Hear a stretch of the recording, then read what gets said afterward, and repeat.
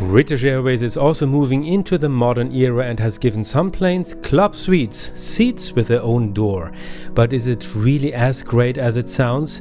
Does that make it more luxurious? I'm not entirely sure about that, and I'm really curious about your verdict. So come with me in 5 hours from London to Tel Aviv and let's take a close look at the best business class of British Airways.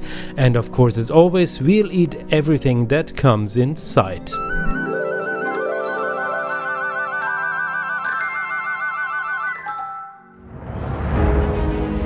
This British Airways report begins with the London Premium Lounge of partner airline Qatar Airways, and that's not a given because you need a bit of endurance and ambition to get in here, because in Heathrow you can actually only enter the terminal that's on your ticket, which wasn't the case here. To sum it up, my determination paid off and I enjoyed the great restaurant of the Qatar Lounge with sushi and champagne, followed by a 5-fold luxury shower with fancy shampoo and espresso martini. Okay, 2. Okay, 3. So here we are at Terminal 5 and we still have a couple of minutes left just to have a look at the lounge before we board our plane. Oh my God. I have the feeling nobody's in London City anymore. Everybody's walking just right here. Crazy.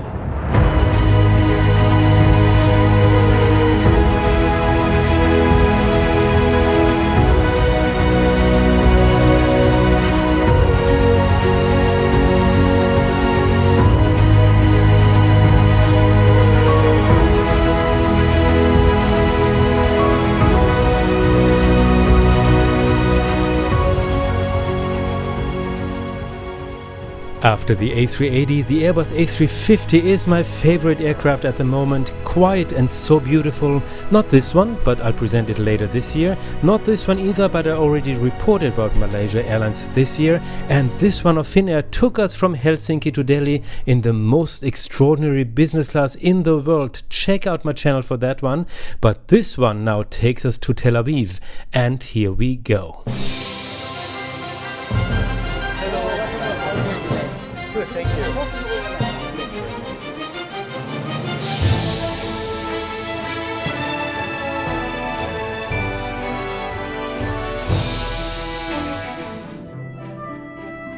After the first dramatic boarding music, let's take a concentrated look at the cabin and the airline's best business class seat. Every seat has aisle access and you can raise a screen between the middle seats, and the seat has really beautiful finishings and upholstery. There's of course a reading light and a lot of storage space, a bigger compartment with one USB port and a socket, and a shallower one next to it, as well as a box with a mirror where the amenity kit is already waiting for you, and of course we'll take a closer look at that later. There's a water bottle in another compartment and the legs go under the front seat, which is a bit cramped as always with all Collins Super Diamond seats. You buckle up like you would in a racing car, except that our plane has significantly more horsepower.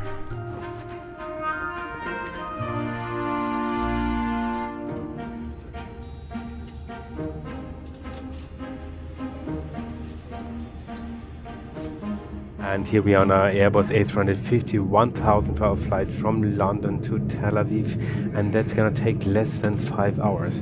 While upon boarding we got greeted with the champagne or orange juice as a welcome drink.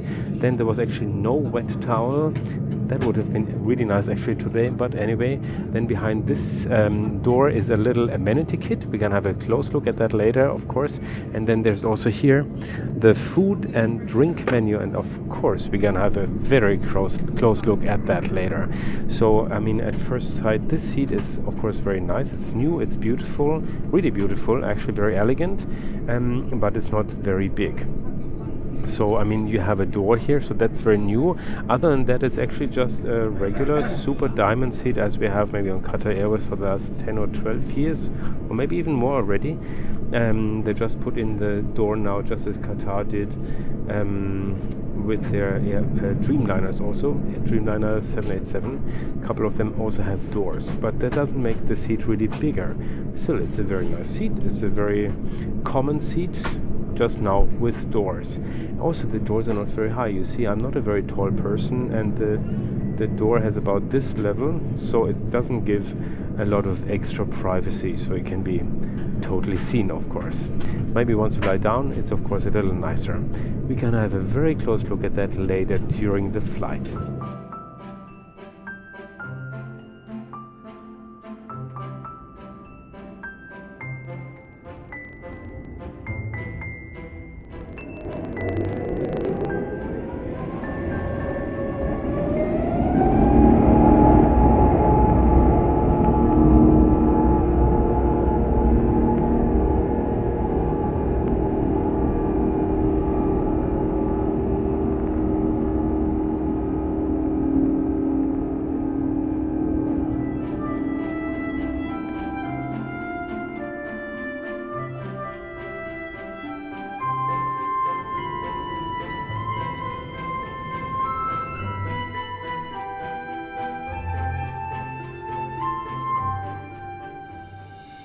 And now we are on our cruising altitude, and we got some hot wet towels. However, once I had them in my face, it was a cold wet towel already, because it took so long just to do the camera here, do the camera there, do the smartphone here, take a picture, show the bed and so forth. So once I was done with that, it was a cold towel, but what counts is a good report in the end, right? So, and then we got some drinks. They took the orders for drinks before dinner, and then they will ask for the dinner a little later. And I got some rosé champagne. If you like this and the well over 100 flight and travel reports on the two Traversing Flight channels, then please give me a thumbs up, comment on the video and subscribe to the channel with the little bell next to it to make sure that you don't miss out on any of the exciting videos that are released here. You'll help the channel with all its free content to grow and become more visible. Keep looking around Traversing Fly. There's for sure a few more reports that are just the right ones for you. It's so great to have you here. Well, looking around my seat, I mean, it's really nice to have this door. The seat is quite spacious, not as spacious as the Q suite, but it is a nice space that you have to yourself. And actually, once you have the door closed and you lean a little back, you really don't see the other passengers.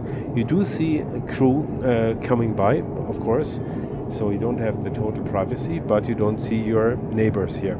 So that's quite nice, and it's quite a nice space. I have a feeling it's more legroom than, for example, on Qatar Airways in their super diamond seat. Actually cannot be, but somehow I have a feeling like it's probably I'm wrong, but altogether it's a nice space. However, what I'm really a little annoyed about is that British Airways introduced payment for seat reservations, and I mean a couple of airlines doing that at the moment. I think even though they're doing it, I don't think it's right, because you pay already so much money for a business class trip. I mean, this flight was actually around $1,800 one way from London to Tel Aviv, or £1,700. I think that's quite a lot of money, and then you still have to pay for a seat reservation. Come on, that's really not okay. I was a little lucky. A follower of my channel is actually a high tier or top tier member of British Airways Executive Club, and top tier members can offer to other people a silver membership, and silver is actually the same as gold as at most other airlines, so that's the second highest tier at an airline. And he offered me this silver membership after he saw that I got so upset about these extra payments for seat reservations. So thank you to him. Thank you very much. I could reserve this seat for free, so I can have a nice seat for this report. Still, I think it's not a great idea that airlines start payment for seat reservations when you already pay quite a lot of money for your ticket. Now let's have a look at the menu for today's flight. There's a selection of 3 appetizers and 3 main courses, some salad as a starter, then there's 3 different kinds of dessert and a cheese plate.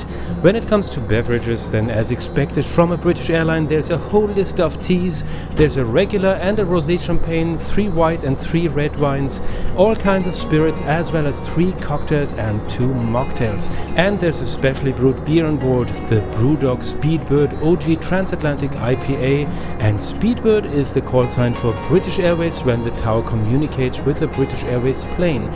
They won't say British Airways, but Speedbird followed by the flight number.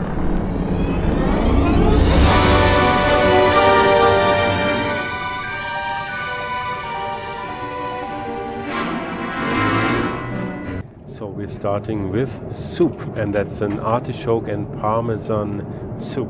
So let's see. Nice. If you know it's artichoke and parmesan, then you taste it. Otherwise, it's just a very nice cream soup. Well, the soup was actually a little minimalistic when it comes to the quantity. So I asked for another appetizer, and that's roast beef salad. And it's actually quite nice. It's with horseradish sauce. It's actually quite nice. It's horseradish sauce and some vegetables, so well, cold, but okay, it's a salad. Well, I have to be nagging about something, and that's actually something that would be so easy to do nicer, and that's here the silverware. That looks so cheap. That's so sad. It looks like, I cannot say IKEA, because actually they have nicer silverware there. This looks like really cheap. And I mean, look at some other airlines, especially in the Middle East, but also elsewhere. They have such nice silverware, and I mean, it doesn't cost more. It would just make a totally different experience. So, well, nobody's asking me, of course. Well, it looks like it was somehow obvious that I'm trying a couple of things, so they asked if I would like to have also the third appetizer. And of course I said yes. So what else? So we have some roasted sweet potatoes and flamed corn and some quinoa.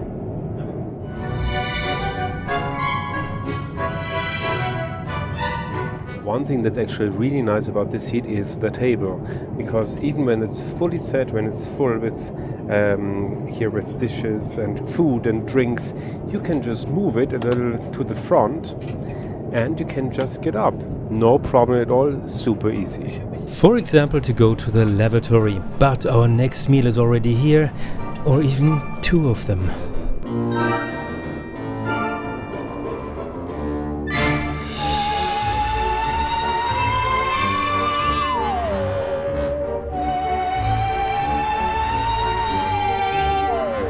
I cannot tell you how full I am right now. It's horrible, but yeah, everything for the channel, you know. At least I didn't have breakfast, but then of course I had some food on the flight from Germany to London, and then after some time I had some food at the Qatar lounge. Actually, I had a lot of food at the Qatar lounge, and then of course I need to try a little bit of the food at the British Airways lounge. Of course I have to, for the channel, all for the channel. And yeah, at least I walked a lot, you know, I walked a lot through the terminals. I'm sure that really counts. I pre-ordered fish online and I had completely forgotten about it. Of course, that doesn't mean that we'd leave it out. And here we got the main course, and that's pan-seared cod with broccoli, and then I see some spinach, and they say edamame. Actually, it's just small red green beans, more or less. And then it says wasabi mousseline. So I need to try that, what that is. It's actually, I would say, mashed potatoes with a bit of wasabi. Not very spicy, just a hint of it, but okay. And then the fish looks actually already quite nice and opaque, or opaque, I don't know how you say that in English, but oh, it's quite nice. It's not elevated or special or something like that, but it's not dry at least. And that's something already on the plane, that you don't get dry fish. And now, as always, to a highlight on premium flights, the Amenity Kit. The British Airways Business Class Amenity Kit is a faux leather pouch branded by British brand The White Company, and it contains a large soft sleeping mask, socks, lip cream and lotions from The White Company, earplugs, a pen and a toothbrush. A really nice amenity kit.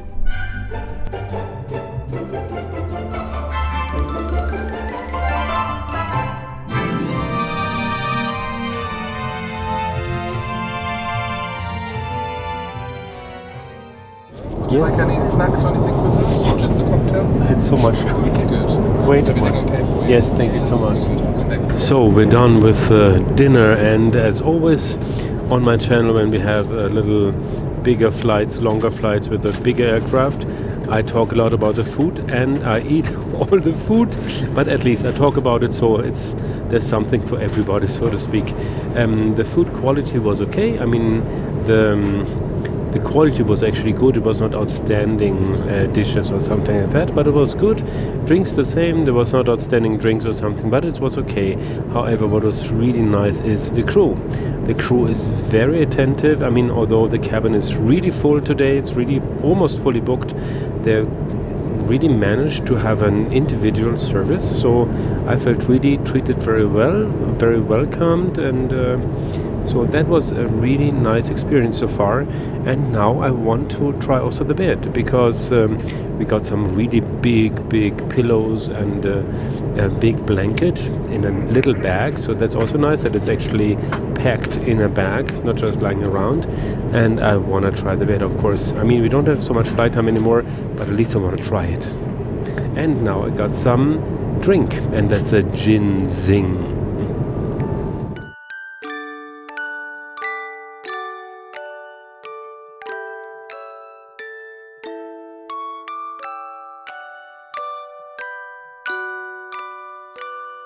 And here I'm lying on the plane in my little bed, and actually it's pretty nice here. It's like a concon feeling.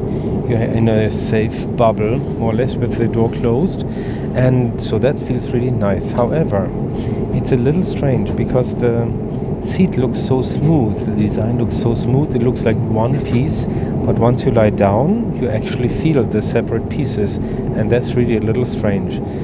First of all, I want to say, of course, I'm very aware that this is always great that I can fly in this seat, and that I have the privilege today also to lie here in this bed instead of going on a less comfortable way to Tel Aviv. And I don't feel entitled. I never have felt entitled to anything in my whole life, so I always appreciate even the smallest things, and I think that's a very important thing to keep. But still, we have to talk about the seat, and the seat is a little more uncomfortable as one would think, or than one would think. But then I was a little surprised that actually there's quite a lot of room for the feet. It's not a tight foot coffin, but it's quite okay. And I think that, for example, at Qatar Airways, who have the same base for their seats on the Airbus A380, for example, there the seats are much smaller, much tighter when it comes to the legroom. What I call a foot coffin, that's really a foot coffin over there, and here it's actually much more space. I think I'm not wrong with that. But other than that, I mean, of course, it's always nice to lie down. It would be interesting on a long flight. It's not so wide, it's less wide than it looks. But it's a nice space for the feet. The entertainment system can be watched on a high-resolution monitor screen, although it could be more responsive.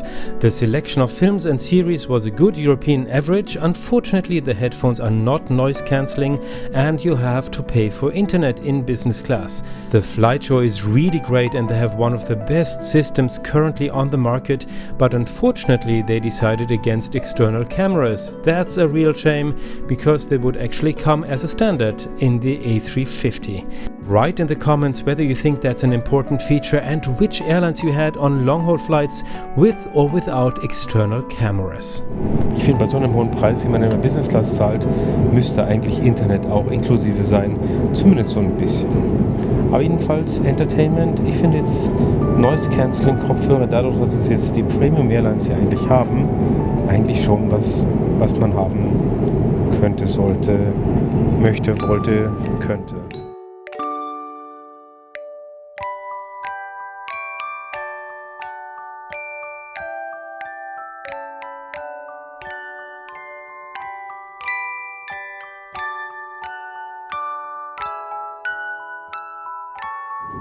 Now the popular question, how did I book this flight? I booked this flight here with Cathay Pacific AsiaMiles.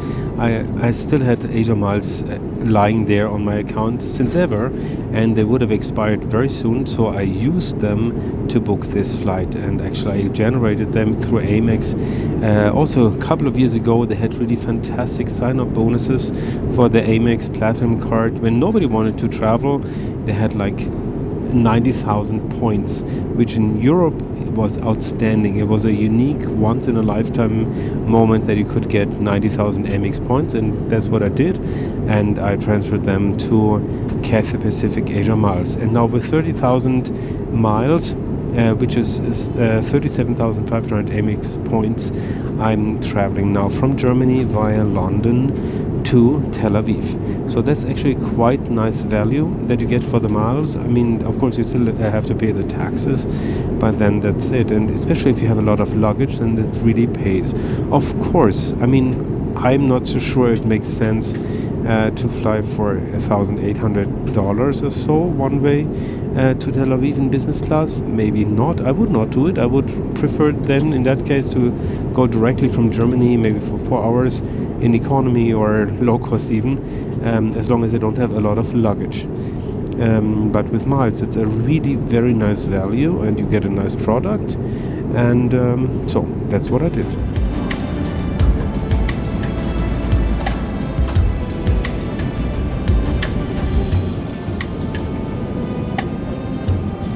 So we're approaching Tel Aviv and we're gonna land in a moment. How was this flight? Well, first of all, the seat is of course a huge jump up from what business class used to be before, because that was kind of narrow and then sitting forward or backwards, and so that was not so fantastic, and now this is a really nice seat.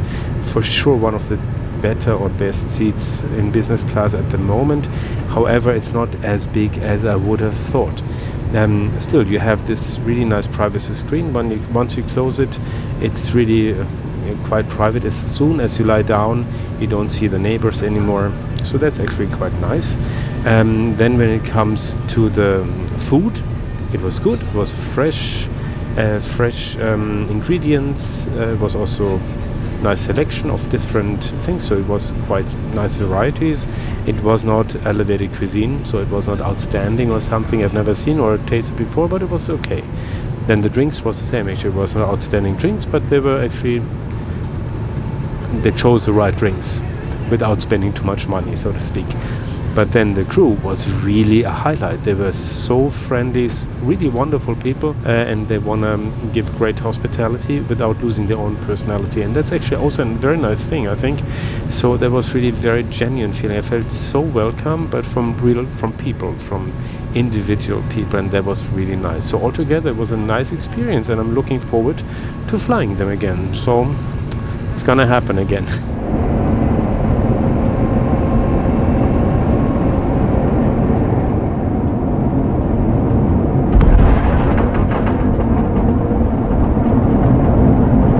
So my dear ones, we've landed in Tel Aviv. I hope you liked the report. Please give me your comments. What do you think about this cabin? What do you think about this report? And if you liked it, please give me a thumbs up. That's for free, for sure. And it's also for free to subscribe to this channel. There's going to be a really fantastic reports coming up, really interesting topics, and you don't want to miss that. And in the meantime, just have a look at this video over here. That's really worth it. See you again very soon here at Travel, Sing, Fly.